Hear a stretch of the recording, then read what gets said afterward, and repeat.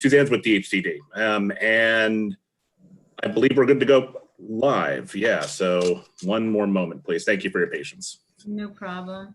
This is Danielle from DHCD. Hi all, this is Danielle, DHCD staff. What's your last name, Danielle? It's not coming up. I don't see it. Oh, it's Danielle Meister. Okay, great. Okay, great.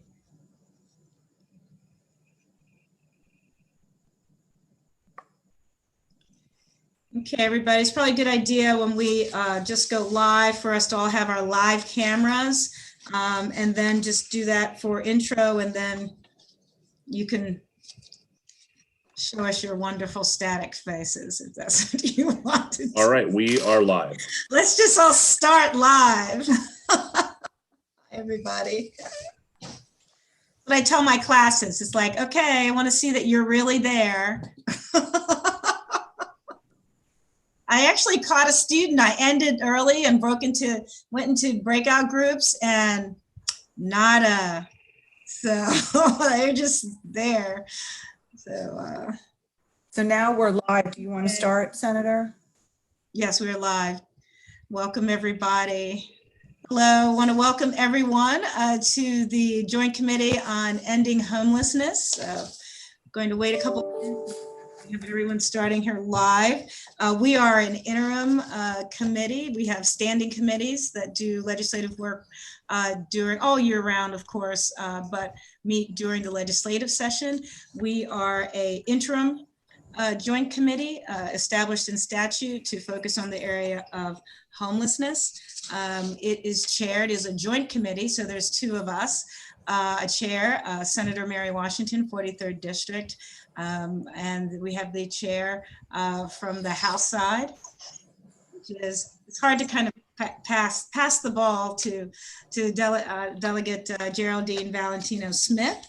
This is our first meeting of the Joint Committee on Ending Homelessness. Our first meeting is going to focus on evictions and foreclosures. The committee members have an agenda, but I want to mention that at the beginning of the meeting, I've asked Delegate Brooke Learman, so she can wave, to speak briefly about this topic, is that there's a special work group working on that issue. We also have Angela Martin from the Maryland Community Action Partnership, and Stuart Camp, we have Danielle Meister from the Department of Housing and Community Development with us to ask questions. We're also going to hear directly from the Washington County and Eastern Shore Community Action Agencies. But before we get started, I would like to ask each of the members to just introduce yourself, my distinguished colleagues, to introduce yourself just briefly, just your name, maybe your committee, and your favorite color. No, I'm just kidding. Just go introduce yourselves, and we can start with Delegate Valentino Smith. Yeah, well, I have a little bit more than just my name. So well, then we'll start. I'll let you close us out.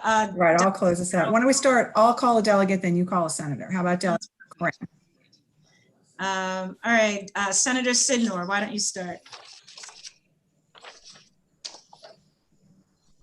Hit the space bar.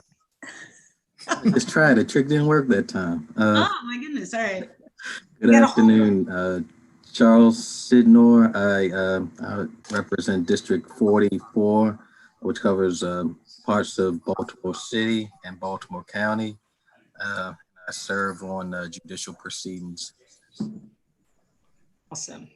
Delegate Crim. Good afternoon. I'm Delegate Carol Crim from District 3A in Frederick County. I serve on appropriations and Vice Chair of Transportation and Environment on appropriations. Senator Ellis. Good afternoon, everyone. I'm Arthur Ellis from the 28th District, represent the vast majority of Charles County in Southern Maryland, and I serve on the Permanent Committee of Education, Health, Environment in the Senate. Thank you. Thank you. Just before we start, I'd like staff to know I'm getting text messages from advocates in the community that say when they click on the link to watch our hearing, they're being told that the site is not available. somebody in staff wants to check with OIS on that. This is Tom from DLS. I'll check with OIS. Thank Okay. you. Delegate Patterson? Good afternoon. I'm Delegate Edith Patterson, representing Charles County, District 28. I serve on Ways and Means, and I'm chair of the subcommittee on gaming and lottery. Senator Lamb.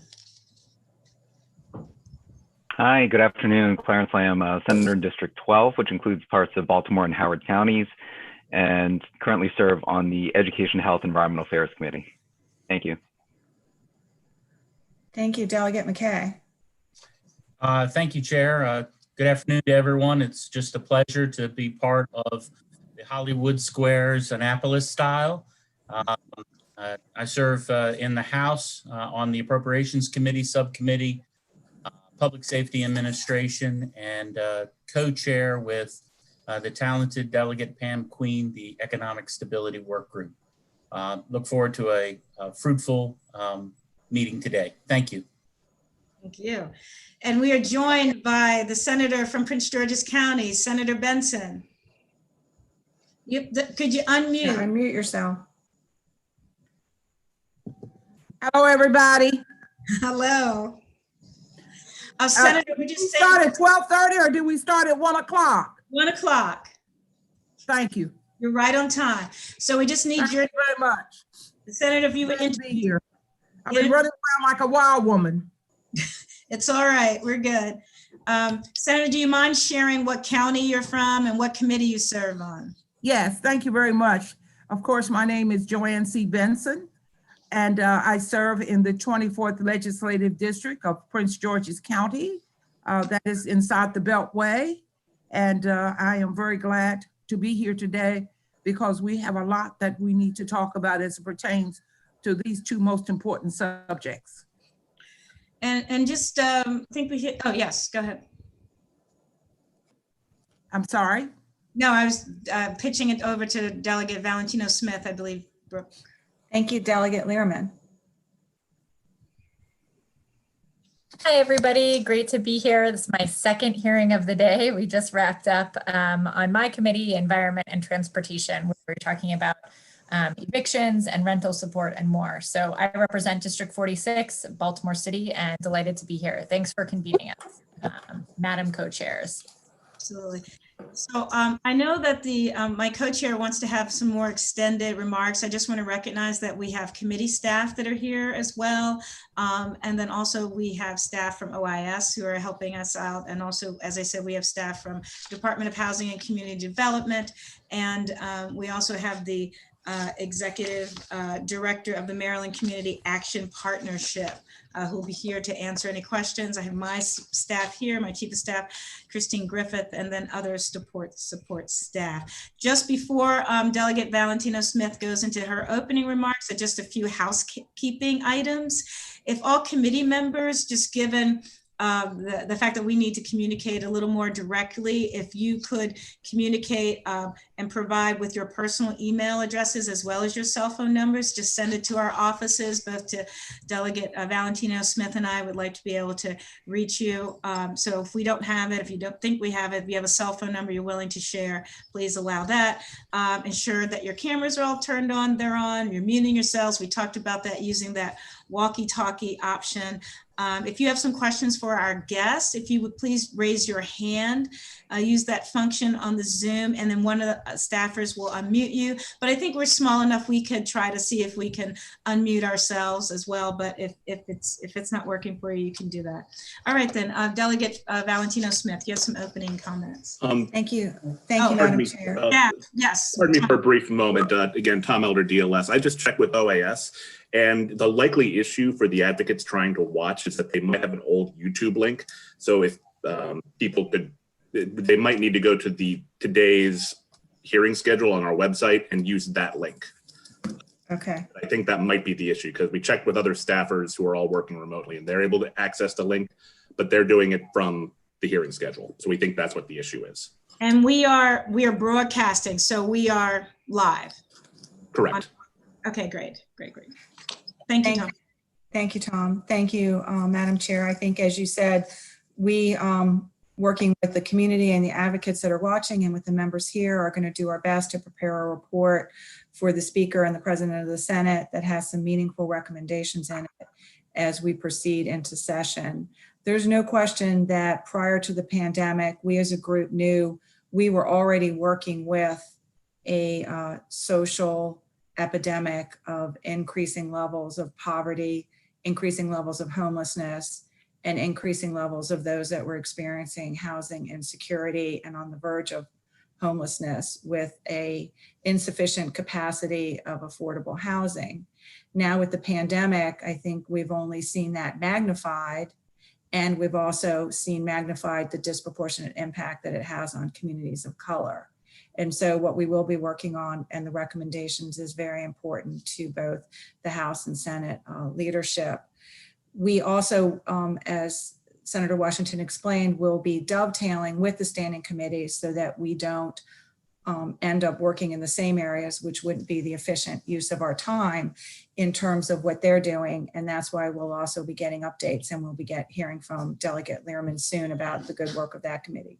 This morning, just in terms of where we'll be going for those that are watching and for the members here, obviously we will be looking at and trying to understand evictions, both from today, the AG's office and the task force and the recommendations to the governor, and from the ENT committee. So we'll understand and take the climate and the tone for that in the work that we do, but then we'll be delving into looking at, as we usually do, the funding issues. Where the funding is, as I said, the attachments you have for today. We know that certainly increased levels of funding would solve a lot of our problems, but making that recommendation alone to leadership probably isn't going to get us where we need to get for interventions that we can probably make that don't include money. But we're going to look at the CBTG grant money and all the different grants to see and hear from the advocates. Maybe there needs to be some kind of a refocus on that. We're going to look a little bit, obviously, at housing inventory, which we tend to always look at with affordable housing. But one of the areas that was also brought up in ENT this morning, and that Senator Washington and I have talked about, and that we've been talking to the National Conference of State Legislators about, is that we saw that we were able to move people in congregate housing, those that were in shelters, to housing situations when there was availability and capacity, because certain counties started to have a lot of hotel capacity, and they were able to use, when they had funds, money to move people out for the first time to their own unit. So I think here as a committee, we're really going to be looking creatively and out of the box about the inventory that we have, the potential availability of commercial space that will no longer be likely used or continue to be used for commercial space, and how we as a state can figure out how to monopolize that space for affordable housing units. We'll also be looking at, and we started last session to look at the pipeline to homelessness. And the Senate passed the bill, the House didn't because we ran short of time. The committee should know that Senator Washington and I sent letters to the respective chairs of the committee to ask them to assist us in gathering this information, as leadership wanted us to run through the standing committees. But we wanted to continue the dialogue that we were having on what we call the pipeline to homelessness. And we want to look at what's happening with respect to corrections and when it's discharging people both from state and local correction centers, and what they're doing with respect to actually ensuring that there is stable and continued housing. And if there's not, what they're doing to let us know the significance of the problem. We're always looking at the increase in homelessness within the school system, and we'll be looking at the different federally required local coordinators and with respect to the increase in homelessness in the school system. We've been very concerned at looking at people that are being discharged from hospitals. Those of you that sit on HGO and health committees, we're the only state that has the total cost of care set up for reimbursement. And we firmly believe that part of that is affording a certain amount of money to the hospital systems to take care of issues around discharge. And we believe that stability in housing or some kind of transitional housing for those that need it to continue to meet their health needs is something we want to understand. We also want to understand with the temporary cash assistance recipients, there's a huge increase. The budget committees have heard about the huge increase in that. The number of them that are homelessness and how are experiencing homelessness, and how we're being able to connect actual benefits to the TCA recipients and how we're actually meeting their workforce requirements. I think we all agreed last session that we were going to take a look at workforce preparedness and workforce requirements, because that is obviously next to education, but the significant issue that is driving people into housing insecurity and or keeping them in a situation of homelessness. So we're going to look a little bit more into that, which will include the Department of Labor. We're going to get an update on unaccompanied youth in the coming meetings, because that was a big piece of legislation through Delegate Krim that we worked on, and we're going to get a status on the work that we did and what's happening with that. We'll hear from the National Conference of State Legislators, as I said, to look at what other states are doing that we might consider. And we'll also hear from and continue to hear from advocates. So for the advocates that are watching in the community, please be in touch with the chair and I if you have something that you think is important to add to our agenda. We've heard from the United Way for Homelessness Prevention and Family Stability Program that has some information they want to talk to us about. We've heard from the Maryland Multi-Housing Association, who has some information that they think might be helping us at a future meeting. We've heard from the Maryland Bankers Association, obviously, who is going to have some hopefully national and then maybe state recommendations on what we can do and what's happening both with respect to foreclosures and evictions. We always want to hear from the continuum care, continuums of care and what's happening in each jurisdiction and the community of action. So committee members, buckle up. We have a lot of good and important work to do, as we usually do, but we do know now, even more important, we've got to narrow down with some very doable and important recommendations for leadership in this area. Thank you. Thank you, Delegate. And just, I recently read a quote by the American journalist Michelle Norris. She said, "The great pause needs to become great recalibration. Don't reach for normal, reach for better." And so I just want to situate some of our context and why we're here today, not to reach for not just normal, what's better. And just some quick things. Look, the state moratorium on evictions has lifted. The temporary moratorium was lifted on the 31st. Rent court was set to start resuming operations August 31st. The initial freeze on evictions was tied to the state emergency. Again, this is the context in which our work to end homelessness in the state of Maryland is operating. September 1st, the CDC enacted a federal halt to evictions. We have that as part of our context. We know that simply halting evictions because the order doesn't absolve anybody of paying their rent, that we're still going to have to address with these issues. So none of this is enough. We're going to continue to need to work with our federal partners, work with our property owners, as the good delegate mentioned. We have an opportunity there. But again, so much has changed, so much is different. But we know that we can work on this together. So I just want to say that, I guess another thing, unfortunately, given the current context that we're in right now, the best source for rental and mortgage assistance seems to be the federal government, but perhaps we can work on getting our state partners to help with that.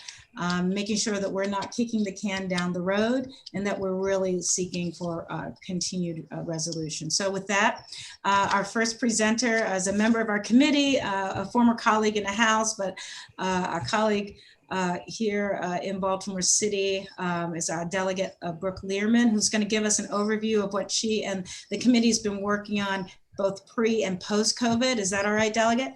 Sure. Yeah, delighted to. Thanks. And I won't take too much time, just really brief about some of the things that the Environment and Transportation Committee, which covers housing, is looking at.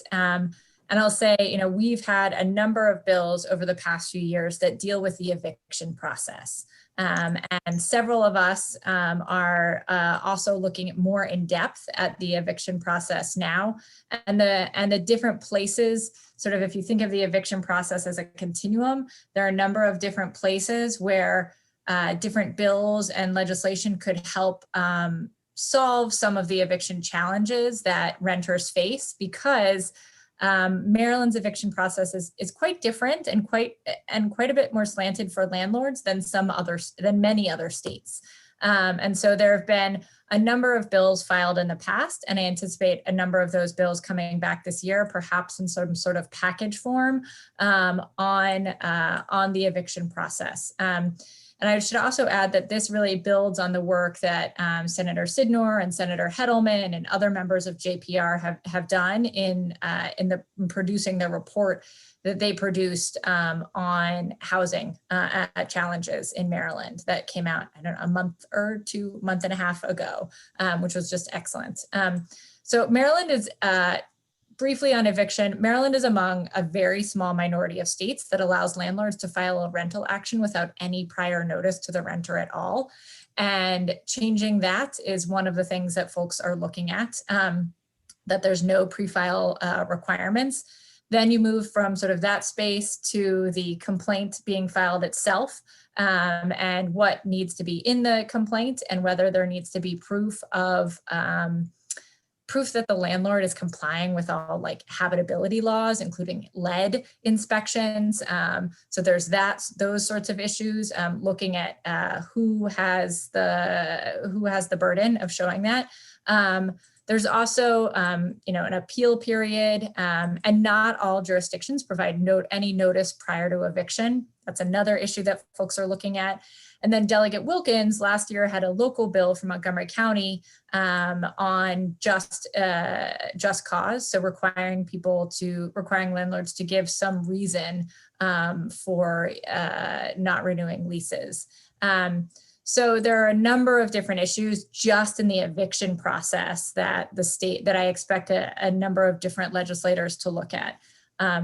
In addition to the eviction process, and we did have Judge Morrissey on our ENT hearing today to talk about evictions and to talk about the eviction process, and also what the CDC guidance means, which is basically it's an affirmative defense like the one that already exists in the state, but lays out the 5 things that the renter needs to prove in order to for the judge to find that they cannot be evicted. So one of the things how I think about it is that we have to swim upstream a little bit. We need to put in place protections within the eviction process, but there also has to be new legislation in place to make sure that people don't end up in eviction proceedings. And so one of the things that we spent a lot of time in our hearing today talking about, and in a hearing in late June hearing about, was rental support.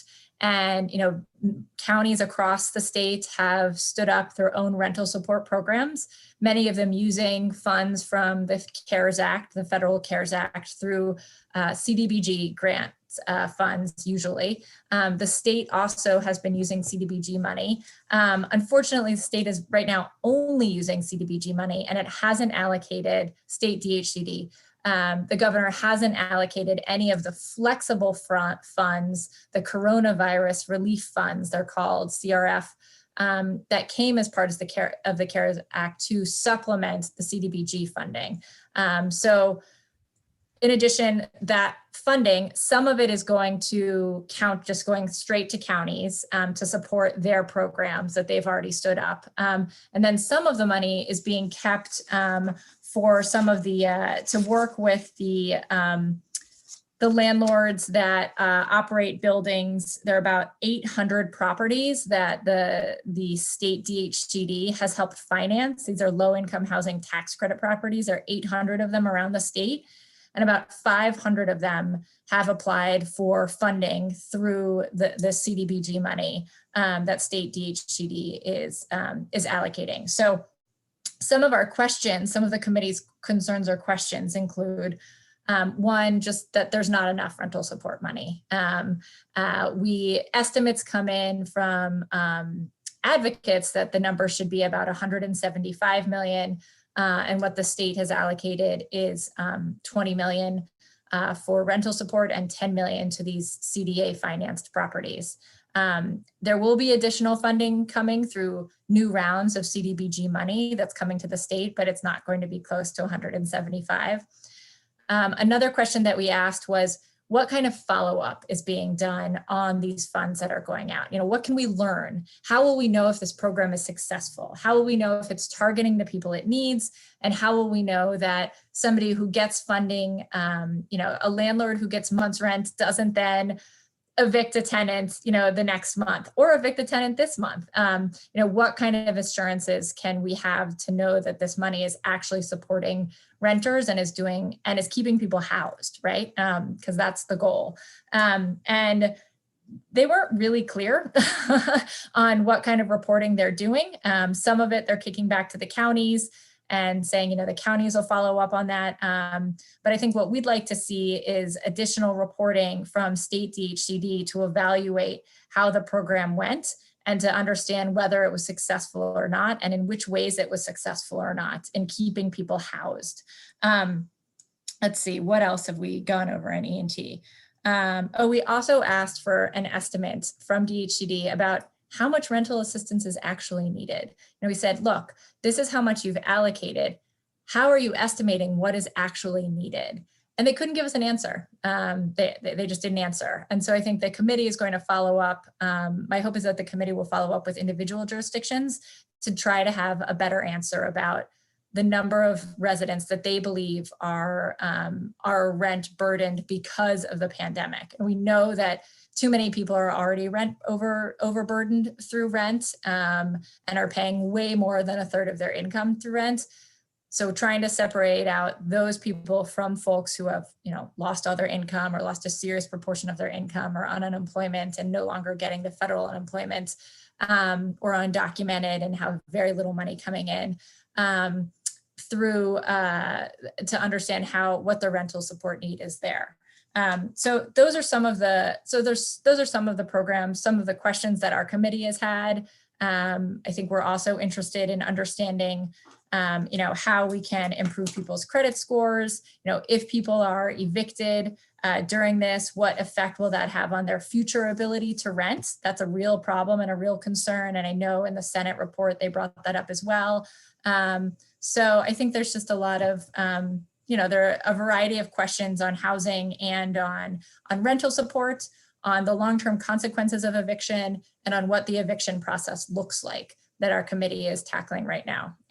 We didn't get into it too much at today's hearing, but there are also larger questions that I think this committee has also been asking, which are all about the stock of affordable housing available, right? If the number one cause of homelessness is a lack of affordable housing, what are we doing and what policies should we be implementing to make sure that we are increasing the amount of affordable housing all around the state? And I think you all know, several years ago, the Appropriations Committee, we requested a report on an affordable housing needs assessment. And I'm happy to say I had a preview of one chapter of that report. So that report should be coming out this fall. And I think that will help us and hopefully help us and help the E&T committee, help EHE to think through legislation and ideas for increasing affordable housing around the state and increasing people's ability to afford housing in their area. So there's a quick overview. Hope that's helpful. Very helpful. Thank you, Delegate. Delegate Valentino Smith, Chairwoman Smith, do you have some questions? Thank you. I really want to commend Delegate Lehrman. She certainly has been committed in this area for many, many years. She was instrumental actually in getting the report that she's talking about done. And she asked some very significant questions this morning during the hearing. And so committee members, what you'll see is what we'll be trying to do is dovetail with their work so that we are coming around the bend to support and recommendations, things that they may not be as focused on because of the direct areas that they're going, so that we can dovetail and work with them for a package going into session on this issue. So as always, thank you, Delegate Lehrman. Thank you. Thank you. So now let's, committee members, let's go back to our agenda. And now we're going to hear from the Office of the Attorney General, Hannibal Williams, Kremer, sorry about that, Chief of Counsel for the Legislative Affairs Unit. And then we'll hear from the counties. Then we'll hear from our community action partners. And then we have some additional meeting materials we need to review and have some closing remarks. But yeah, let's take it away. Co-chairs Washington and Valentino Smith. My name is Hannibal Kremer, and I am the Chief Counsel to Attorney General Brian Frosch for his Legislative Affairs Unit. Distinguished members of the committee, thank you so much for inviting us to speak here today. As you noted in your opening remarks, Senator Washington, The moratorium on evictions ended on August 31st. And we hear from advocates that somewhere upwards of 330,000 households may be impacted by eviction, COVID-19 related evictions. Over the summer, the Attorney General established his Access to Justice Task Force to deal with access to justice issues for people impacted by COVID-19. And just last week, the task force wrote the governor, Governor Hogan, urging him to provide greater CARES Act funding that would otherwise expire at the end of the year to things such as rental assistance. There we've asked for $135 million to keep residents in their homes, keep landlords paid, and ensure that people can stay where they are while meeting their obligations. We also asked the governor to allocate $5 million for civil legal aid funding. Much of that funding typically comes from court filings, and as we all know, the courts were essentially closed for several months during the beginning of the pandemic. We also asked for $2.8 million in case management, counseling, and social service supports to contribute to reinforcing a case management, counseling, and to help resolve civil legal matters. We also asked for $800,000 in public awareness funds so that we could get the word out to people who are in receipt of eviction notices that they need to go to court to challenge those notices because as you also noted in the beginning, Chief Judge Morrissey views the courts as an adversarial system, and rightfully so, and does not view the judges' roles as coaching tenants. In addition to that letter that came from the task force and it had a supermajority of support, the Attorney General also wrote the governor separately on our own letterhead, noting that we had identified roughly $8 million in settlement funds from a Deutsche Bank residential mortgage-backed securities litigation that we'd like to allocate towards the rental assistance program. So the Attorney General has real skin in the game with respect to this work, and notwithstanding the fact that we're always operating, at or near budget deficits, we've found money to try and keep people in their homes, and we hope that the governor will agree to allocate the money for that purpose. The reason for this rental assistance is clear. It will prevent families and all of their possessions from being put out on the street as a result of the pandemic. And we're concerned about the negative household consequences of evictions in the event that this funding doesn't get approved and pushed through. These include increasing educational inequities, jeopardizing chances for employment, ruining credit scores, endangering the physical and mental health of residents, and elevating the risk of COVID-19 spread. In conclusion, we don't think that this $143.5 million in any way covers all the COVID-related needs. For instance, there's a huge shortfall in utilities payments that the chairman of the PSC thinks will be doubled by January. But we do think that keeping a roof over folks' heads is incredibly important in this time. Thank you again to the Joint Committee members for the invitation. I look forward to answering any questions.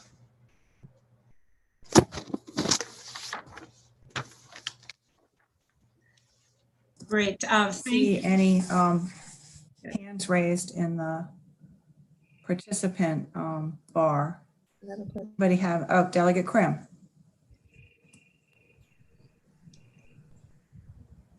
You have to unmute yourself.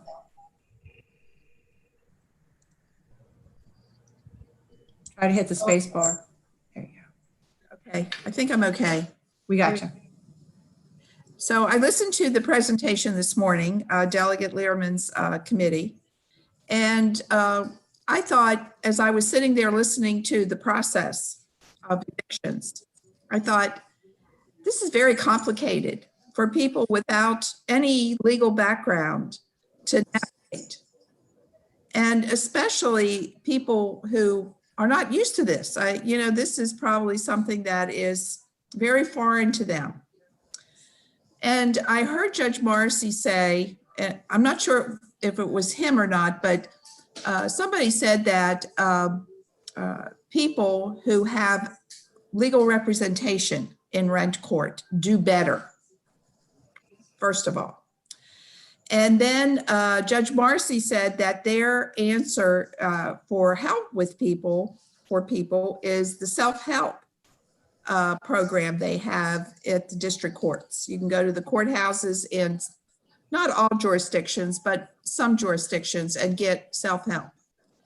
And that was his that was his answer. There was nothing else to help these people who are first timers in a court system, who aren't used to this, or even people who aren't first timers. But there's so many nuances here, like if you file the right paperwork.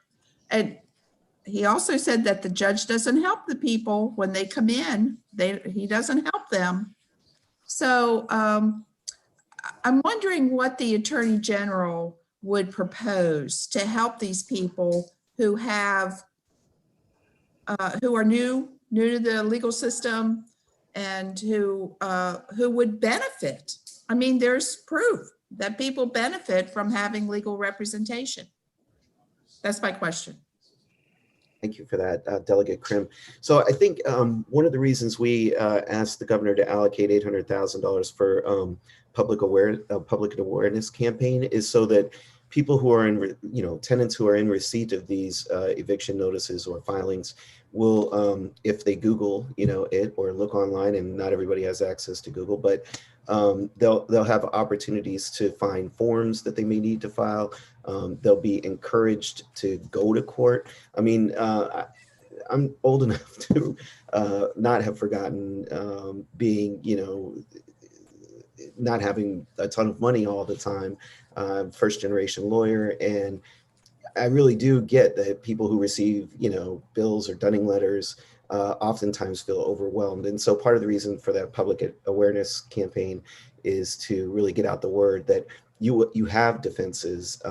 Some of them may be COVID related, others may concern habitability. But if you don't show up to court, if you don't file that notice of intention to defend, then you've essentially waived them. So, a big part of this is getting people the information, because so many of these cases are won by landlords because nobody shows up. So that's part of it. Public awareness is a huge part of it. Sorry, I should have mentioned that as well, that is also the committee counsel in eviction cases is something that came up in Delegate Senator Hedelman's report. And it's something that I don't know, we didn't talk about it too much today, but at a previous hearing it was also discussed. And I'll put in the chat a link to a report on that it would actually ends up saving jurisdictions money when renters have a right to counsel because they end up staying in their homes much more often, and that saves jurisdictions a lot of money. So I'll put a link to the report in the chat as well. I feel the Attorney General's recommendations, the increase in rental assistance, civil legal aid funding requests, case management counseling you just mentioned, particularly looking at temporary rental assistance and the civil legal aid. Has the governor's office responded to the Attorney General's? Has there been any follow-up, or response from the governor's office regarding his letter requesting, that a portion of the CARES Act funding be dedicated to stem this tide that we know, this tsunami of mass evictions and debt collections? The answer to that is, as of this morning, no.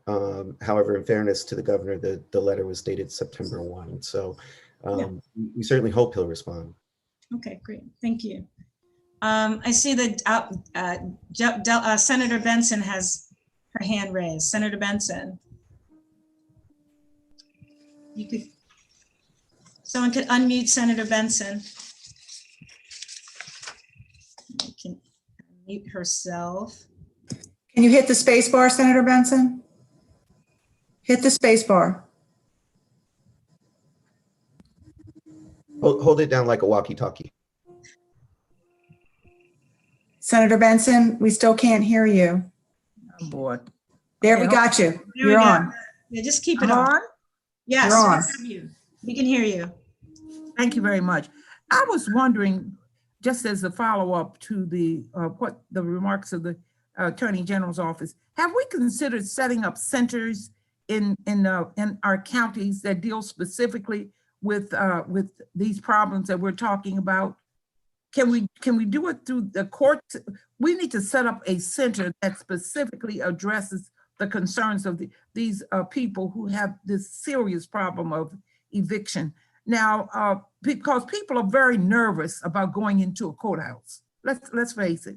And once they go into a courthouse and they have not been familiar with the process, it seems to me that it would be much easier if there were centers set up somewhere within the courthouse or even outside of the courthouse that could handle the concerns that are being brought forth. Do we have a landlord-tenant office set up in these counties? Is that possible?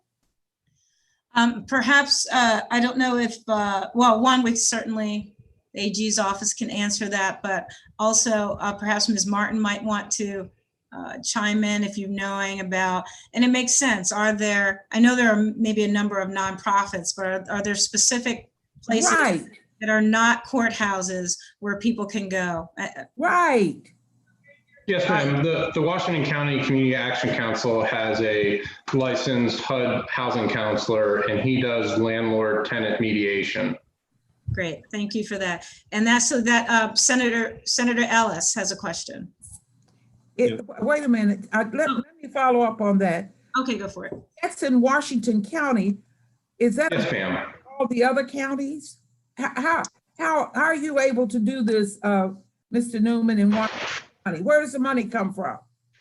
Well, we apply for housing counseling grants every year through the state and HUD, and that enables us to have a full-time housing counselor on staff. But our crisis team also deals with housing issues for clients that are in danger of losing or have been evicted. So we walk them through the process of finding an affordable rental for them, and we can even help them with a first month's rent. Or if they're literally homeless, we can use the rapid rehousing program and actually house them immedially with those funds. And if I might, why isn't this possible in other counties? So if I, possible everywhere. So Senator Benson, there are, to my knowledge, there are in each county, there is usually an organization that provides housing counseling. It's been funded through DHCD, because maybe DHCD can comment on that. There is one in Montgomery County. I believe there certainly was one in Prince George's County. The Community Development Network works closely with us. So maybe Ms. Martin, could you? Yes. So community action agencies, there are several community action agencies serve the state. So there's a community action agency that represents each county in the state. And several of those, most of those community action agencies have housing counselors as part of their services. And so there's agencies that have housing counseling. There's several, but like Senator Washington said, if it's not through the community action agency, there's a housing counselor housing counseling is being offered in those counties through some other organization. So it's called the Community Action Council? Community action agencies. So there's one that serves every county. In Prince George's County, you're familiar with UCAP. I know we've met and talked about UCAP before, so yes. Okay, thank you. Thank you, Senator. Thank you. Delegate Valentino Smith, I see your hand is up. Thank you. I didn't know if you want, why don't you finish with the senators? Okay. I'm through. Okay, great. Thank you, Senator Benson. Senator Ellis. Okay, thank you, Madam Vice Chair. And, I just want to say to Mr. Kimmerer, the Attorney General is doing just a wonderful job and involved with these issues. And I just really appreciate the work he does.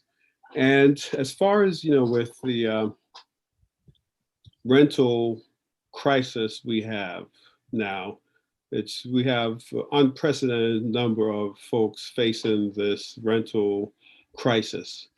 And we have quite a few, how should I say, activists or organizations working in this area.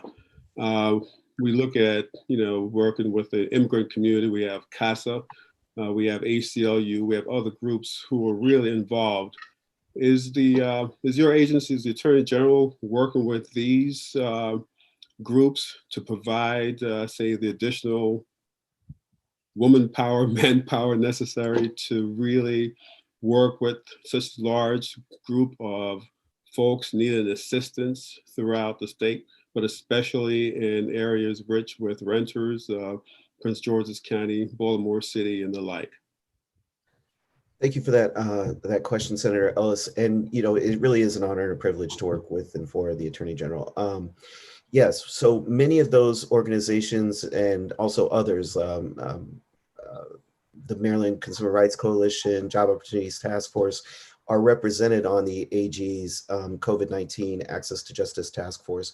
And one of the things that we use their representation for is to give us a sense of what's going on in the courts and on the ground on a daily basis. So they are very much plugged into our work in this space, and they help keep us informed of the need. And one of the things that a number of our committees are doing is polling these organizations to figure out what the existing resources they have are in terms of the number of attorneys on the ground who can accompany people to court, and how they could scale that up and what it would cost to scale that up. And all of that information will ultimately be provided to the General Assembly in the report that we anticipate coming out in December that will conclude the task force's work. But yes, we are very much plugged into that, and we're constantly evaluating the need and how we can scale up to meet the need, and what types of resources will be necessary to do so. So could I have a follow-up really quick, Madam Chair?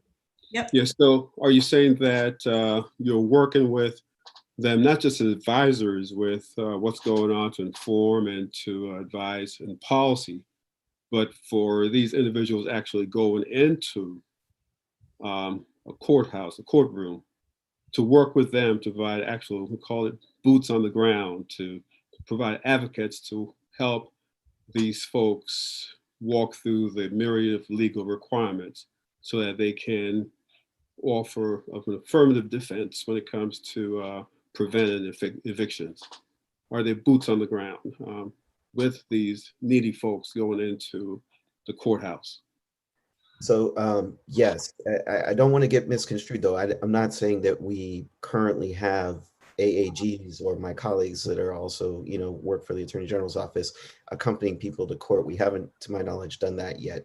What we have done is we've worked with those existing organizations like Legal Aid, et cetera, that do occasionally provide civil representation for folk, and try to assess the needs and how we can best meet them. And those recommendations will all be coming out of the task force in the coming weeks and months. Thank you. But if you could, and Delegate Valentino Smith, I'm just going to piggyback on this, but it is the case, and I believe Delegate Learman was referencing this as well, that if Maryland provided matching funds for our local jurisdictions that establish a right to counsel in eviction cases, there's the study that in Baltimore City alone, we could save $18 million. So while Senator Ellis, what you're saying is right. Like the state should and could to reduce Medicaid and foster care costs or some other costs if we provide the services and support for the right to counsel to our local jurisdictions, that would make a lot of sense. Isn't that so? It's Senator, it sounds like it'd be a great return on the investment. And if you show us a bill, we'll evaluate it. I mean, I know the Attorney General likes good governance and typically supports pro-tenant legislation. So happy to help as we move forward. Delegate Valentino Smith. Thank you.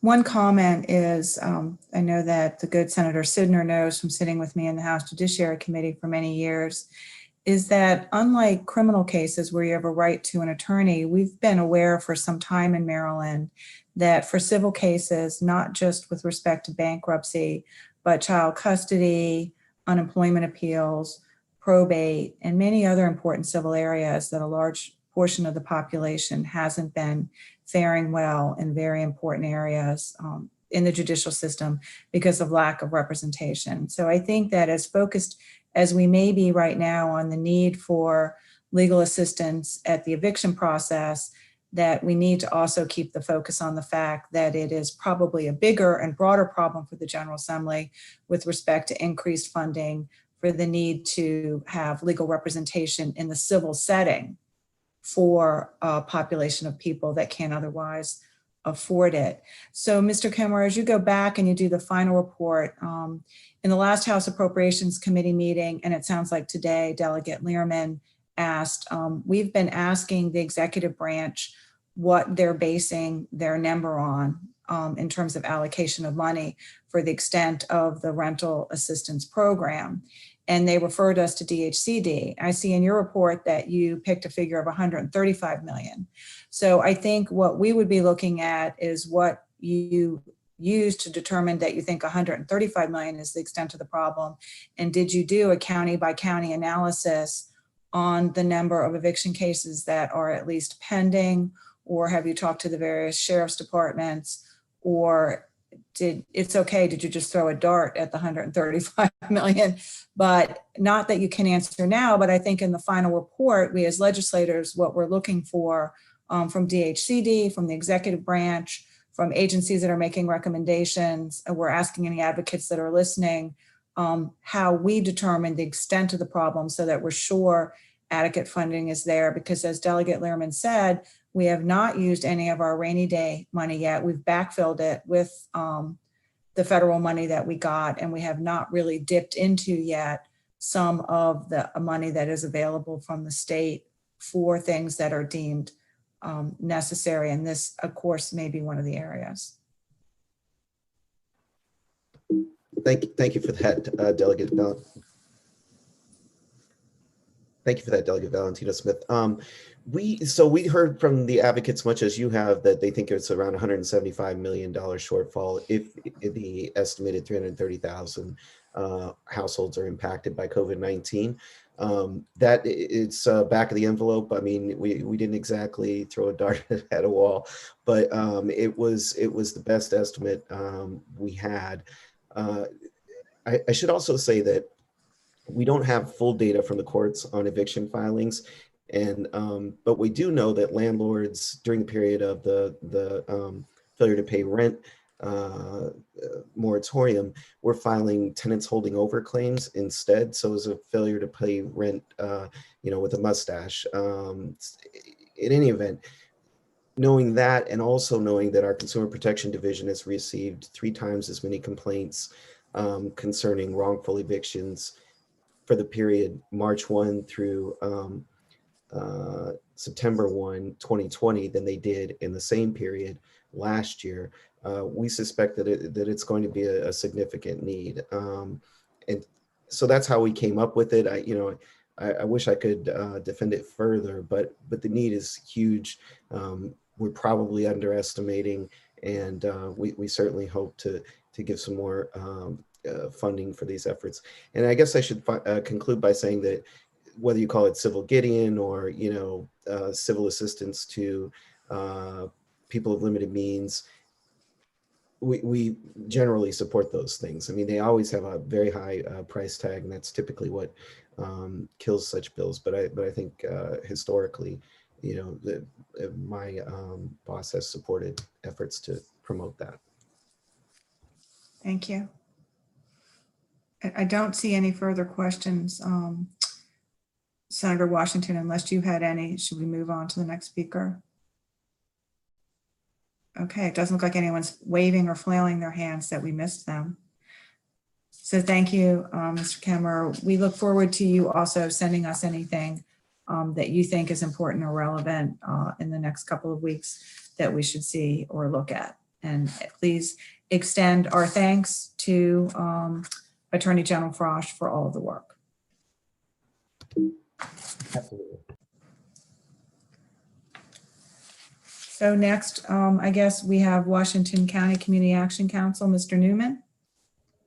Yes, ma'am. Thank you for having me today. I plan to give you a little overview of the Washington County Community Action Council and how COVID-19 has impacted us, and then some of the challenges that we're facing as a result.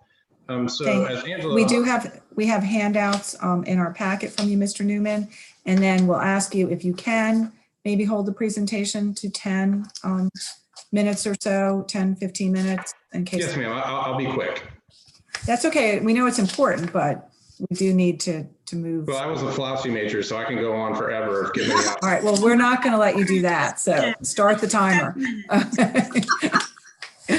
So as Angela mentioned, there's a community action council or community action agency in every county of the state, and we all provide somewhat different services depending on the demographics of our particular community. The Washington County Community Action Council was established in 1965 as a result of President Johnson's war on poverty. So we've been serving residents in Washington County for 55 years now. And our mission is to help our low to moderate income clients overcome the barriers that prevent them from being self-sufficient. So we refer to it as giving a hand up, not a handout. So we're going to help the clients address the barriers that they have, whether it's reduced hours or lost employment. You know, you could have a car repair or a medical bill you weren't anticipating. And when you're living paycheck to paycheck, a substantial bill like that can put you in serious danger of losing your home. So we focus on 4 fundamentals. Housing, we do eviction prevention. We help with first month's rent. We also have a 5-unit homeless shelter, and we have 32 rental units for low or moderate income families that we acquired through the state's home program. We also have a transportation department. We have a fleet of 14 buses, and we provide free employment transportation from downtown Hagerstown. We have 4 stops downtown, and we go out to the Hopewell Road, which has several large manufacturers and distribution centers, FedEx, Staples, Home Depot. So when folks come to the office and say they can't get to work or don't have employment, we actually have the answer for them, and it's a free ride on top of that. So that has been very successful. And I'll mention during the COVID-19, FedEx has actually expanded, thanks to everyone shopping online, their efforts in Hagerstown. And we're now going to run a bus to Frederick and to up into Pennsylvania and to Chambersburg and bring more people down to work at our local FedEx. We also do medical transports with our buses. All of our buses are ADA compliant. So we take folks that have mobility limitations to doctor's appointments. We even go to nursing homes and take them to their families for Thanksgiving or Christmas dinner. I had my director of transportation and 4 other folks got families together on Christmas Day this year using those buses. We have a food pantry that we provide supplemental food once a month to clients. Last year, we went through 80,000 pounds of food, which is a significant number. I anticipate because of COVID, we will far surpass that this year. And then our 4th fundamental program is the Energy Assistance Program, and that's administering the state's OHEP program to help clients with their utility bills. So essentially they apply to us and we work with the state, and then a percentage of their monthly bill is taken care of, or they can take a lump sum when they first apply. We always encourage them to take the monthly option because, you know, in 5 or 6 months when they've exhausted their benefit, they still need help paying their bill. So when COVID-19 hit, we didn't close our doors for an hour. It was never an option to me that we would not continue to provide the services that our clients depend on. We basically just reorganized some of the staff. I utilized the other duties as organized through the job descriptions so that we could have someone meet with clients that come in that are facing eviction and walk them through the process of filling out the proper paperwork for the grants to enable us to identify that COVID-19 is in fact the reason that they're facing the hardship that they are, and then what assistance we can provide for them. We basically moved some of our operations upstairs. We have a 25,500 square foot building. So I put half the staff on the second floor and kept half on the first floor so that we could social distance and still help all of our clients. The energy department so far this year has received 2,500 applications, and that fiscal year started in July. So we're only 2.5 months into that program, and we've already received 2,500 applications, and in a typical year, we see about 4,500. Our food pantry is up about 100 households a month, which is significant. We have secured a lot of funding for the food pantry, so that's very positive. We are seeing a lot of clients that are starting to come in with evictions and utility arrears. I did a very unscientific poll of the local property management companies, and they are owed between 800 and 900,000 right now, and that doesn't include any of the private landlords that we have in Hagerstown. So that number is going to be well over $1 million. I also reached out to First Energy and the city of Hagerstown that actually supplies utilities, which I'll go into that as a challenge in a little bit. But between First Energy, the city of Hagerstown, and the town of Williamsport, their utilities are owed a little over $3 million. And then we have another 800,000 plus or minus for sewer and water arrears. So there's definitely need in our community, and we work closely with the state and federal governments to acquire grants. We've also acquired some through the city of Hagerstown had a CDBG grant that we were awarded $434,000. And the county had a CARES Act grant directly from the Treasury, and we were awarded $600,000 for that. So totaling up all the different grants between the state and feds, we came up with about 1.2 million in direct client services. And if you think back to the figures I gave you before of what's owed, that's not going to touch it. And one challenge we have with the CARES funding through the county is we cannot help with public utilities. So anyone with the city of Hagerstown that has a utility arrears, which now is over $1 million, we cannot use any of the CARES funding for, and the city CDBG grant, we're not allowed to use that either. So we have to kind of utilize some of the state funding that we get on a regular basis through the HSP grants, through homeless prevention, to help with that, but it's not going to come close to the amount that's needed. And then we've also secured about $96,000 for our food pantry for the year. And I'm pretty pleased to say that 93% of the funding that we've secured for COVID-19 is going to direct client assistance. It was important to me of the city and county grants we got, we took no administrative fee at all. We wanted to get the money out into the community to help our clients. One challenge we're having is with the eviction moratorium on and utilities not being able to be shut off right now is many clients aren't being proactive and coming in and getting help. And just the last couple of weeks, we've done TV, radio, and newspaper, begging clients to come in and get help while we have the money.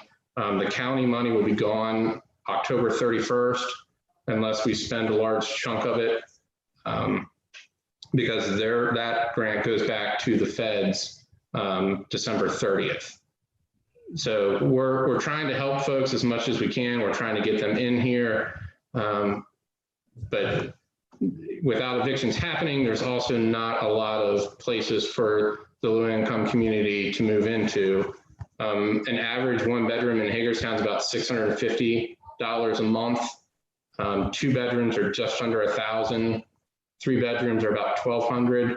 So we're actually seeing a lot of families moving into long-term hotels, paying by the week or paying by the month. But to have 4 or 5 people living in one hotel room, a lot of them are students. Washington County Public Schools claims to have about 700 homeless students, and those aren't students necessarily on the street, but they're living at an address that's not fixed. So they may be in a hotel room with 3 other people.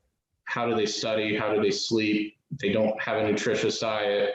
So to kind of help our clients get out of the poverty cycle, a lot of these issues need to be addressed. Thank you. And one other thing I would mention with the grants from the city, which is a community development block grant that came directly from HUD, and the CARES money for the county that came directly from the Treasury, there was not a lot of guidance provided on what was an acceptable expense for that grant. So Stuart Campbell with DHCD was actually very helpful in working with us, giving us the guidelines that the state was actually going to use for their CDBG grant. So I was able to work with the city administrator and the county commissioners to find a solution, but it wasted a lot of time just trying to find out how we can spend the money that's acceptable to the grantors. Thank you. I do not see any questions unless that's the good Senator Benson waving her hands for a question. I was thinking, Senator Benson and members of the committee, that we would take the presentations because some answers may come up with other presenters, and then we will ask our questions because the presenters will be on the line at the end of the presentations, if that's all right with everybody.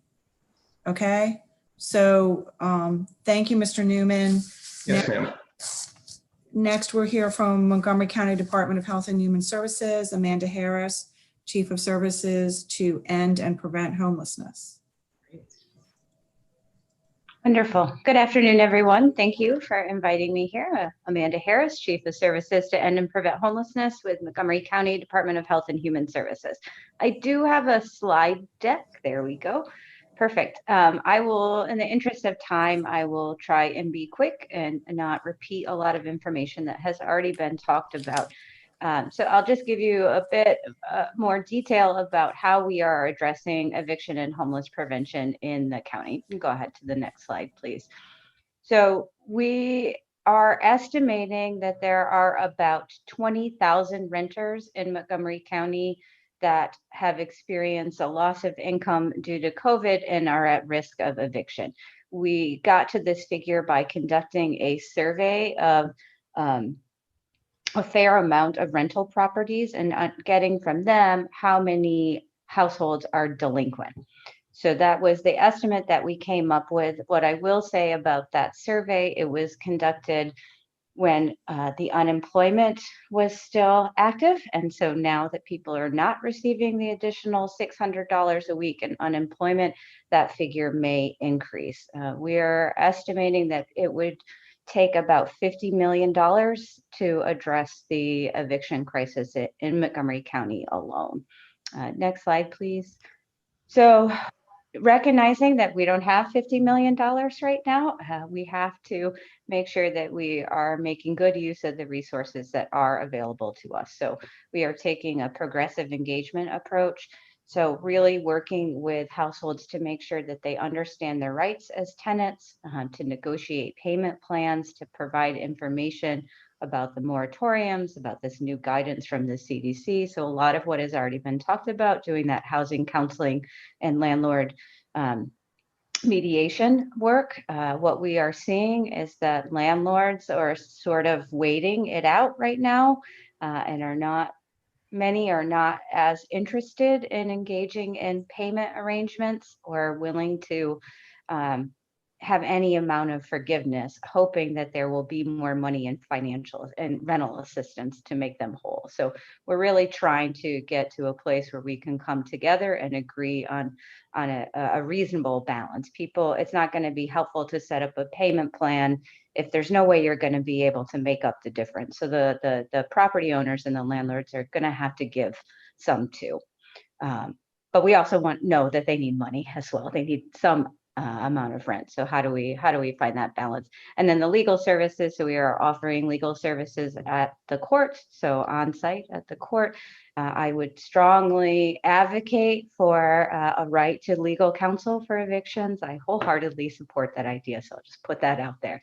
And then finally, providing the financial resources or the financial assistance to those most in need. Next slide, please. Just a little bit about the HOC, that's the Housing Opportunities Commission, the Public Housing Authority in Montgomery County. So they, in partnership with the Department of Housing and Community Affairs, partnered to use the CDBG money, about $2 million in rental assistance. There are lots of limitations on CDBG, so that has been a bit challenging. The maximum benefit can only be for 3 months. It's a limited amount of money. There's lots of documentation that is required. So that program, it rolled out earlier, about a month and a half ago, didn't get any applicants, so we're doing it again. They just issued that. It's $600 for 3 months. Next slide, please. We have our traditional efforts to address evictions, and we can serve people that have an actual court notice. The eligibility criteria is there. I won't bore you with the details. It's all available for your reading. Next slide, please. We also do homeless diversion. So any family coming in seeking shelter, we're able to provide financial assistance to help them stay in whatever housing situation they're currently in so they don't have to go into homeless shelter. Interesting enough, the number of families experiencing homelessness in Montgomery County is actually the lowest it has ever been. We're at about 50%. We have vacancies in our shelters. We usually have about 30 rooms in motels that we use for overflow, and we're not using them. We're only using them now for quarantine as we wait to get test results for people before they go into congregate shelter. I don't quite know what that's about. I'm hoping that we can continue this trend. We have invested a lot in housing resources and rapid rehousing. We're doing a lot in prevention. So maybe the ball will drop later, but right now things are going really well. Now on the single adult side, we are seeing increases, and we're seeing a lot more people seeking assistance that were in those kind of informal housing situations. So staying with friends, staying with family their family is not stable anymore, and so they're being asked to leave. Next slide, please. Energy and burial assistance, we provide this. Next slide, please. We want to get to the good stuff. Our COVID rent relief program, phase 2. So the county has decided to use $20 million of the coronavirus relief funds, so the more flexible pot of the CARES Act funding, to provide eviction and homeless prevention. Next slide, please. Again, even though $20 million seems like a lot, it is not enough to address the issue. We think that we'll be able to serve about 5,000 households with the $20 million. And this will be for people both exiting homelessness and people that are at risk of homelessness or eviction. And what we have actually done, here's the eligibility criteria and kind of the basics. It's for a maximum of $4,000. What would happen is we would pay arrears, and then we would give a rent credit. So if the arrearage was $1,200, we would pay that, and then they would get the remainder up to $4,000 to carry forward for future months. So it will be $4,000 basically for every household. Immigration status is not an eligibility criteria. And then all the applications will be prioritized based on identified census tracts that we have designated as high need communities. Next slide, please. more about the eligibility criteria. You can review that later. Basically trying to target people that are most in need. So 60% AMI or below, but only looking at the last 30 days of income. So if you made, 90,000 last year, but now you don't have a job and you haven't made any money for the last 3 months, you would certainly be eligible. You need to be paying more than 50% of your income towards rent. If you have no income and you're not paying any rent, you'd certainly be eligible. And then the rest is pretty basic. Next slide, please. And next slide, please. So we spent a good amount of time trying to figure out how do we identify those neighborhoods that are most at risk. What do we know about the people that end up experiencing homelessness, the people that are being evicted? And what we do know after reviewing the literature, talking to the national experts, is that people of color, particularly single parent women with children of color, are the most at risk of eviction. That is true kind of nationwide. And we also know that Black households are disproportionately impacted by homelessness. In Montgomery County, about 60% of our homeless population identify as Black, which only accounts for 20% of the general population. So we needed to figure that out, that it's not just about poverty, there's something else going on. So that was a big factor. And then looking at what are those market indicators of neighborhoods that might experience high rates of homelessness. And that's looking at overcrowding, that's a predictor, obviously low income renters. And then typically you would wanna look at evictions, but we actually our eviction data is not great, I will say, it's not ideal. And we also know that there are many, many households that are not formally evicted, so they don't actually make it all the way through the court process, but they get a notice from their landlord or they get pressure and they get scared and they just leave. So there's many more informal evictions. So instead we decided to look at turnover rates in properties that have below average rent units. So they're kind of naturally affordable units that have very high turnover. And then layering on top of that, the impact of the pandemic. So looking at the census tracts with high rates of COVID, and then looking at the COVID unemployment risk. So rather than looking at unemployment data right now, because we don't have good data, we looked at census data and identified those jobs that were most likely to be lost due to COVID. So people that were working in hospitality or restaurant workers, and where do they live? And so putting all those things together, we developed a composite index. So all these census tracts now have a composite index score that we're able to highlight. We've highlighted 29 census tracts that they will be prioritized first for assistance. Next slide, please. Just a little more information about how we picked that. The other thing that we did after we did our data analysis is we wanted to verify that it looked right. So we did consult with our community leaders to say, are we missing anything? Like what's not on this map that should be? And after that, we did add some additional communities because we were looking at turnover rates in rental units. And those were in multifamily rental units. So we missed some communities. For example, we have a mobile home park in Upper Montgomery County, and that was not included because most of the people there, they have their trailer, but they rent the land. So they weren't included in our turnover rates. So, but we know that they're very high poverty communities. So we did include those. Other places where like the duplexes or the single family homes that were had room rentals. So those weren't included in our data, but we did add those. Okay, next slide, please. So here's the map. It's kind of hard to tell. It's split in two. So the left side is the northern part of the county, and then on the right side is the lower part of the county. We peruse that.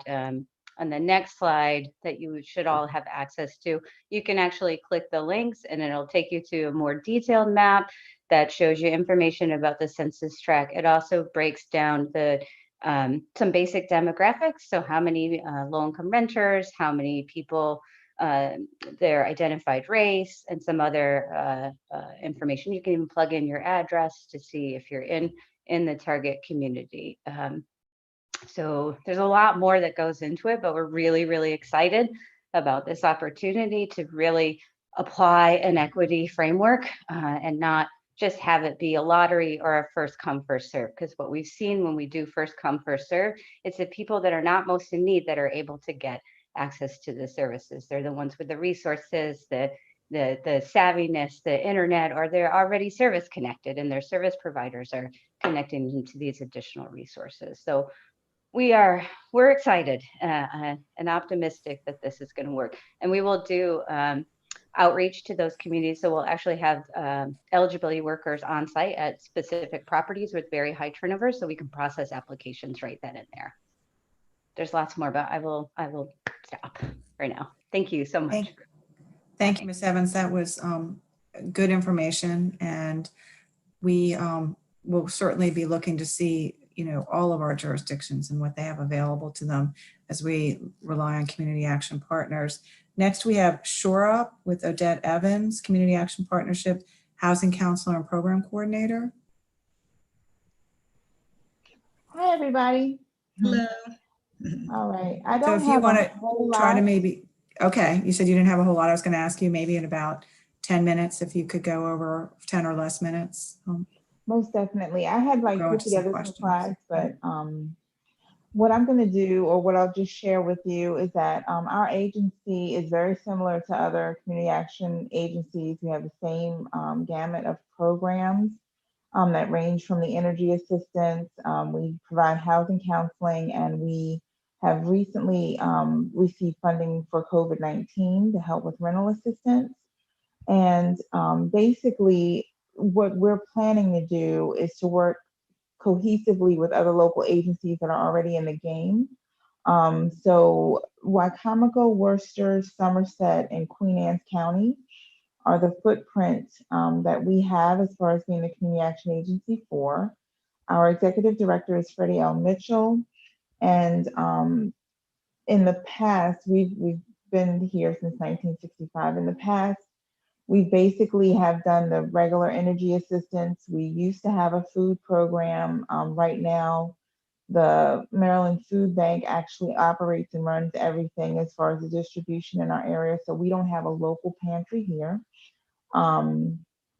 Foreclosure counseling has been at the forefront of our housing counseling assistance, as well as providing financial education and financial coaching to our customers. So in lieu of our history in dealing with these things, we plan on using our COVID-19 funding for to bridge the gap between the 150% to 200% poverty level in the area. And we also are going to be helping with energy, helping with rental, helping with some other needs that have come up. Just challenges for us in getting everything started, I think, is just making sure that we have the proper documentation and knowing that the funds are going to go lickety split. Like for myself, I know I'm working with about 35 to 40 clients right now. We just released information that we had the funding 2 weeks ago. So I just know that that's going to be a challenge as far as making sure that we discern and have the information available to the people that actually need it, just like the last person just said, versus the people that are just online or on Facebook, saying, well, I haven't paid my rent since whenever, and just trying to get some help and it may not really be COVID related. So our area basically is primarily rural. So we don't have as many connections as some of the more urban areas do. And just provided in the information that I had, our homeless population in 2017 totaled 180,531. And I know that that's most likely increased since 2017, just because in just living here, I don't remember seeing that many panhandlers and people out on the street, which that has increased. And then our poverty estimates between 2014 and 2018 indicate a total of 37,108 residents in our area that have an income below the poverty level. So I will say that most of the clients that are applying for help for the COVID-19 money are definitely income eligible. Trying to find some additional resources and connect them to resources within the community for those that are not COVID related will be one of my challenges. You know, we plan on continuing the work that we do. We plan on improving our partnerships as well as strengthening the ones that we have. And that's basically it. I just know that between what we do for energy assistance, what we do for Head Start, we have a Head Start here, as well as Early Head Start. Our community is basically in great hands. The funds that we have, I know, are well received because of the feedback and the fact that people are calling us for help. But the need is really amazingly great, just because we don't have, like for our whole service area, we may have 5 to 6 different, you know, agencies that are hands-on in the game to help so many people. So that's everything that I had. Thank you. If you guys have any questions, no worries. Thank you. So before we move on, I did want to note that the esteemed Stuart Campbell from DHCD has popped on and has always been a significant participant with our group as we work on issues. So thank you, Mr. Campbell, for popping in. Before we get to questions, I think what we wanted to do was take advantage of the fact that we have Angela Martin with us. And Angela, what we've heard as a committee now with respect to housing and housing insecurity is that the members of the Community Action Partnership have really been focused on eviction, utility, and food assistance for an increasing population. Are there other areas or other issues that were not mentioned that you think we should be aware of that are impacting not only the number of those that are homeless, but those that are on the verge of facing homelessness beyond utility, food, and rental assistance? For sure. I'll just talk to some of the challenges that our agencies are facing. As you've heard from a couple of our agencies, we are providing rental assistance, but there's another part to this that I think is not as talked about is mortgage assistance and foreclosures, which is, you know, one of the challenges that agencies are faced with, because there's a lot of funding for rental assistance, but not as much funding for mortgage assistance for foreclosures as it relates to mortgages. And so agencies are having to navigate that process. And also, I'll just kind of mention a couple of challenges that we've been hearing about really quickly. And that is undocumented populations are another challenge in the sense of the documentation that's required for rental assistance is often a little bit harder for undocumented populations to produce. And so there's some inability to provide the documents necessary for rental assistance. So that's an area of concern that is also looming out there. And then we've heard that, you know, there's more of a need and the increased demand more so than there is funding. And so we know that that's the big issue. But along with that, I think some of the restrictions and the time lines for expending these funds are going to, you know, are coming into play in the sense of with the extension that has been given for evictions, the CDC's extension, you know, there's this concern that, you know, are folks going to fall a little bit deeper in the hole, and where will funding then come from to address this, you know, or to fill that gap?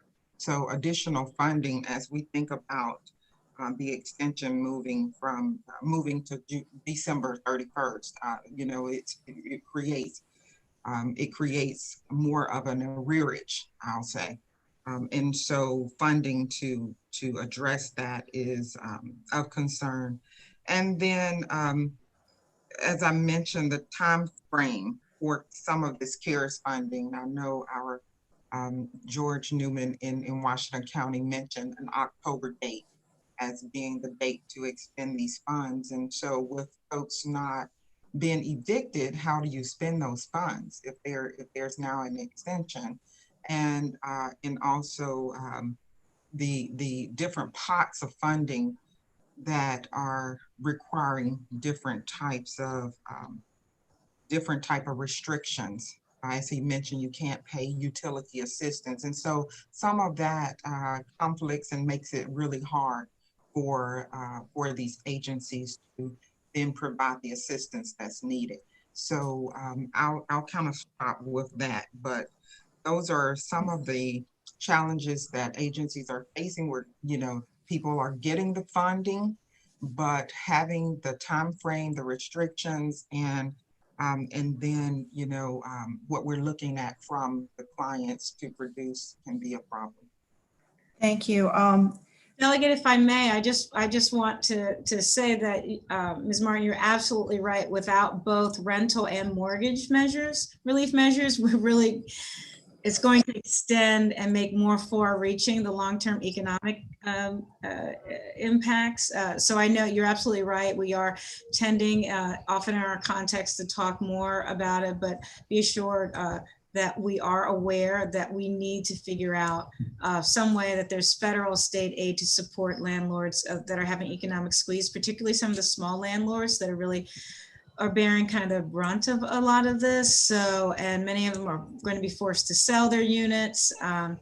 For some property owners, the CDC eviction order is really crushing, right? And it's an unfunded mandate here for the states, and it's really going to bankrupt a lot of them. So I just want to put that out there that we, as a committed that we are to rental assistance reform, we also have to look at these other measures as well. And I will, if I may add that, you know, a lot of our agencies, well, some of our agencies are the landlords. So it's kind of a dual thing. So, yeah. Right. You're right.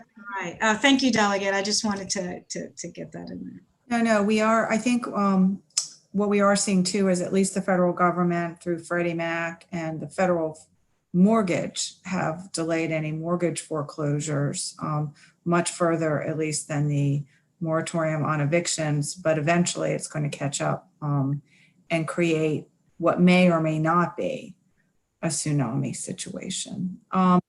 Let's take just a couple of questions. We're respectful of the time that we've already spent. Then we'll summarize the documents we have and where we think we're going to go. But I just wanted to clarify this kind of use or lose concept for the CARES money by the end of October. Is that's something that was set by the federal government? Is that anything that the state has flexibility to change? It's my understanding that the federal government or the Treasury set that for Washington County and the other counties that they supply that money for. They're giving us the October deadline so that if we don't spend the money, they can reallocate it so that it's spent before December, because December 30th, it goes back to the U.S. Treasury.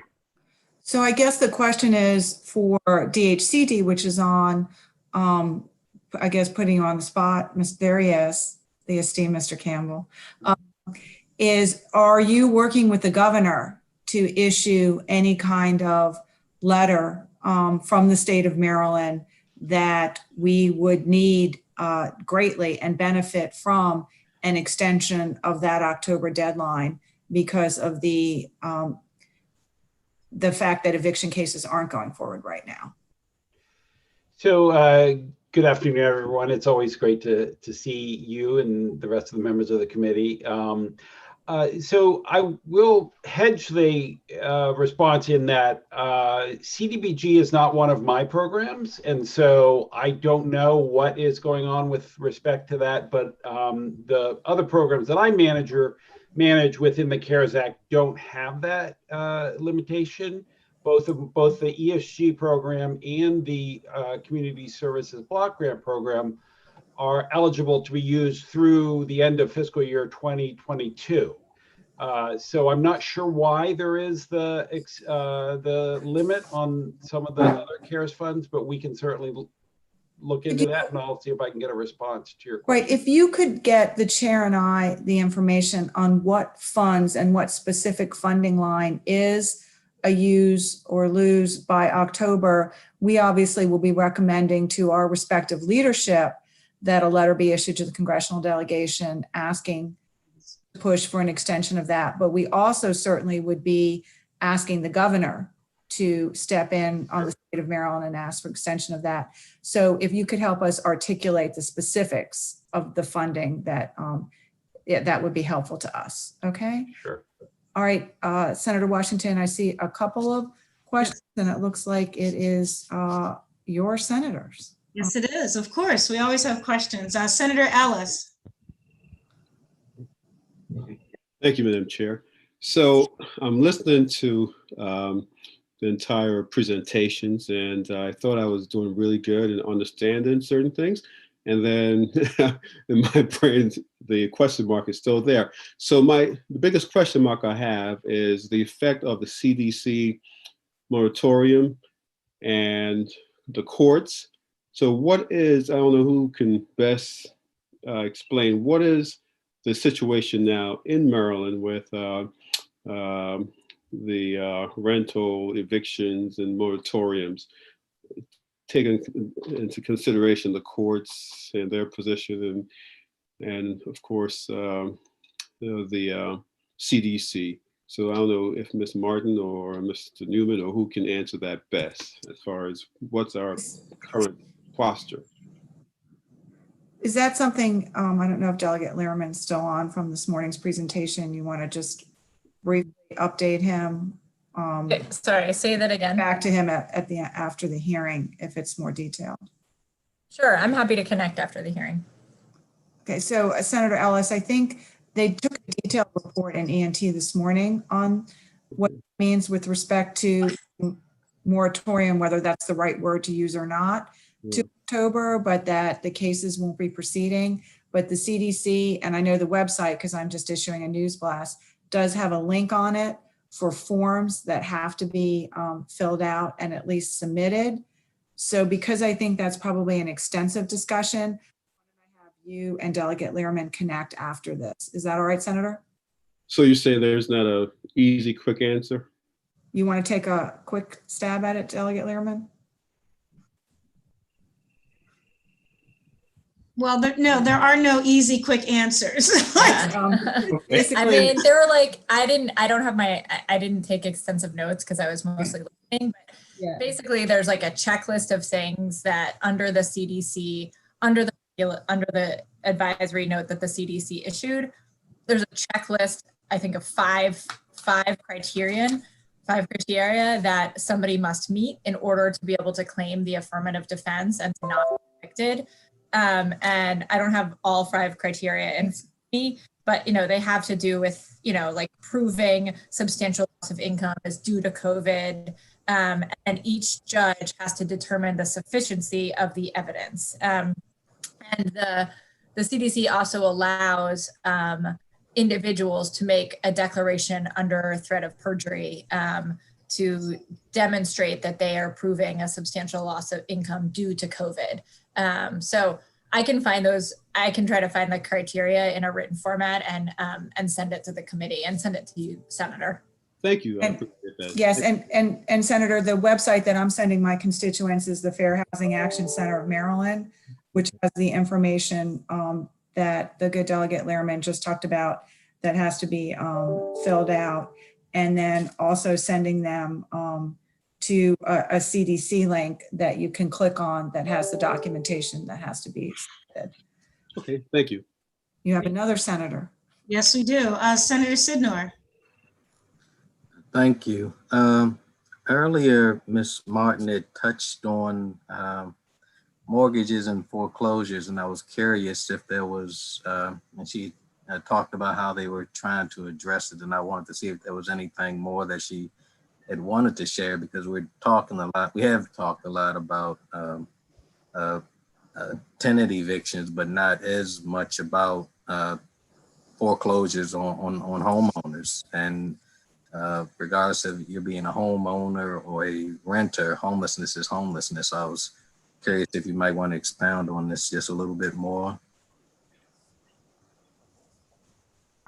Yes, well, there's some funding out there. I've learned of, for example, there's funding from the food and shelter funding that's out there that provides some funds for mortgage assistance, but just overall, when we talk about this homelessness as a result of COVID, you hear the rental assistance, but there's not as much of an emphasis on the mortgage foreclosures, and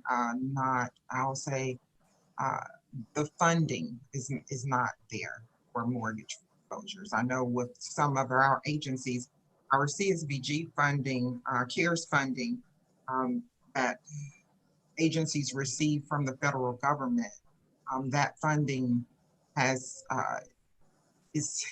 encouraged not to use it for mortgage assistance. So agencies are having to find other ways and other funding for mortgage assistance. And what we're going to do, Senator Sidnor, is we know that we'll probably ask Mr. Enton and the Bankers Association to next be talking to us a little bit about that. I think because there was the federal moratorium on foreclosures, at least what we had been told was the state banks are kind of following in similar suit with respect to that. So it's not obviously between now and December or something we're going to see, but as you know, homelessness is homelessness after that if the mortgages aren't met. Yeah, and Delegate, if I could, and also this is good for people who have federally backed mortgages, but some of our a lot of our small landlords don't have those. But my question is actually something that we learned, or I wanted to ask. I wanted to direct it to Montgomery County. Oh boy, I have short-term memory loss. Amanda Harris. Yeah, yes, Ms. Harris. So our Maryland Volunteer Lawyers Service, and I'm sure you're really familiar with them. I love that there's an index, and I love the work that you're doing to create that index, and more importantly, the notion of equity versus equality, not just dispersing 4,000 to everybody, but really trying to develop an equity lens in light of everything that we're learning about that. So I think that's really important. So they say that there's usually some sort of precipitating event, usually a judgment or a garnishment for a debt that causes the renter or a homeowner to fall behind on their mortgage or property taxes. Do you see that as well? Is that a dimension that you might include, or? That's a question for me, correct? Yes, Ms. Harris, sorry. Yeah. So we do see that. We did not include that in our prevention index. I think that may be more relevant in communities that have less renters, because we have so many renters. For us, it made more sense to look at it that way. In our traditional eviction prevention services, we absolutely help people with mortgages. That's just part of our work.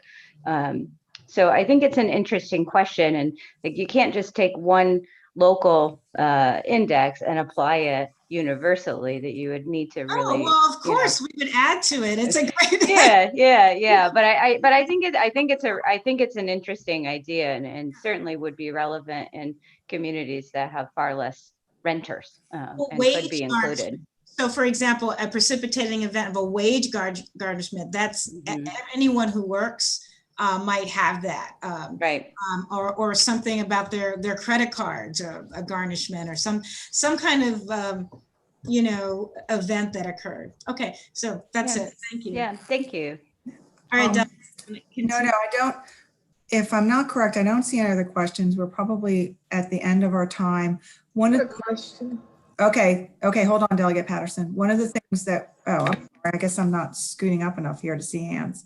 One of the things that we will need to look at is obviously the correlation with unemployment and the new numbers in unemployment and those that are going to run out of however many months float that they had, and when that next population will hit. So having said that, Delegate Patterson, maybe a quick question? Well, absolutely. And Thank you. It ties in with the unemployment, because this was for Mr. Newman. I asked a question as it relates to the transportation fleet and the costs associated with it. In your response, you indicated that, well, you want to respond to that quickly and explain why the costs were reduced. Yes, ma'am. We utilize an MTA 5310 grant, which essentially covers half of the expense we have to run the transportation department.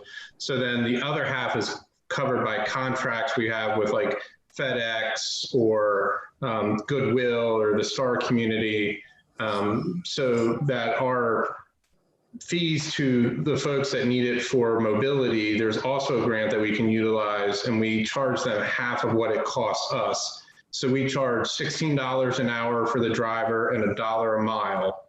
So it's cheaper than any cab that you're gonna be able to get in our community. And it's reliable, but we're just looking to break even too. I mean, we're not making any money with our transportation department.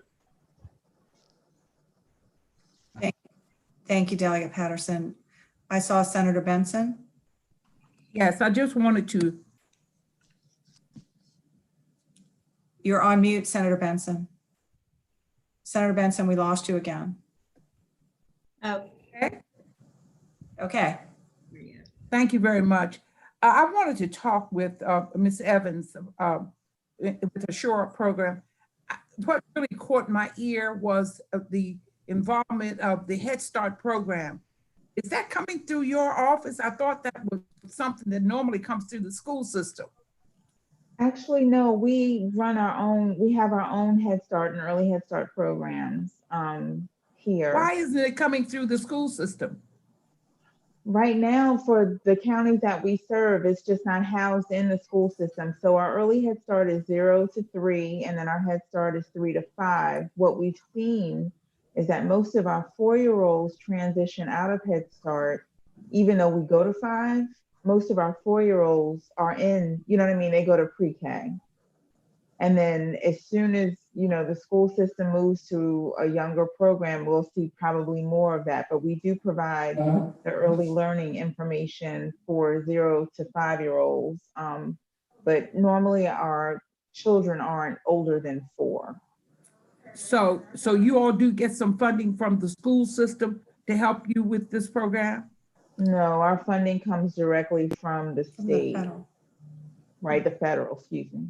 The federal government, right? Right. So the Head Start money usually goes either directly to a provider from the federal government or to a school system, but they have 2 different avenues for the Head Start money. Okay, thank you very much. And I guess as final, did I see Delegate Crum with her hand up? That's okay, Madam Chair. I'll wait until another time.